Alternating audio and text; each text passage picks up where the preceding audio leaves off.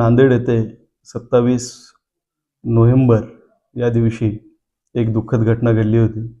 त्या दिवशी सक्षम ताटे यांचा खून या ठिकाणी झाला होता।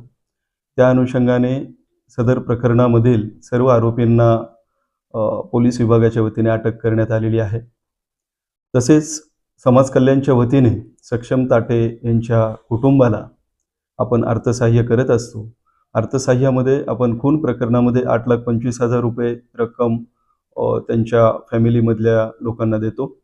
तर सक्षम ताटे यांच्या आईच्या नावाने आपल्याकडे फिर्याद आलेली होती आणि एफ-आय-आरच्या अनुषंगाने आपण प्रथम हप्ता म्हणून 4,12,500 ही रक्कम आपण त्यांच्या अकाउंटला जमा करण्यासाठी प्रोसेस करत होतो।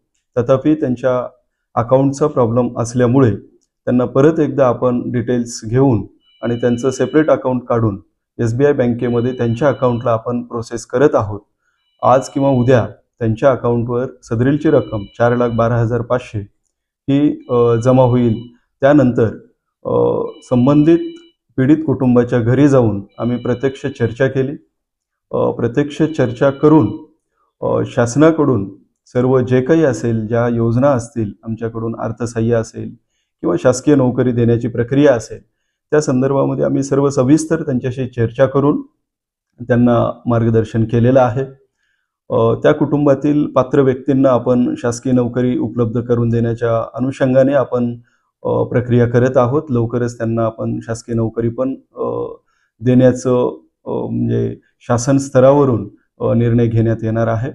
तसेच सदरील कुटुंबाला कुठलाही त्रास होऊ नये या अनुषंगाने पोलीस विभागाकडून जे काही त्यांना सुरक्षा प्रदान करण्याची प्रक्रिया आहे ते पण पोलीस विभागाकडून करण्यात येत आहे। माननीय IG साहेब, माननीय जिल्हाधिकारी महोदय, माननीय पोलीस अधीक्षक महोदय यांच्या सर्वांच्या मार्गदर्शनाखाली पीडित कुटुंबाला न्याय देण्याच्या उद्देशाने सामाजिक न्याय विभागाकडून पूर्णपणे प्रयत्न आम्ही करत आहोत। 4,12,500 एफ-आय-आरवर दिल्याच्या नंतर उर्वरित रक्कम आपण संबंधितांचे चार्जशीट माननीय न्यायालयामध्ये गेल्याच्या नंतर आम्ही त्यांना देणार आहोत।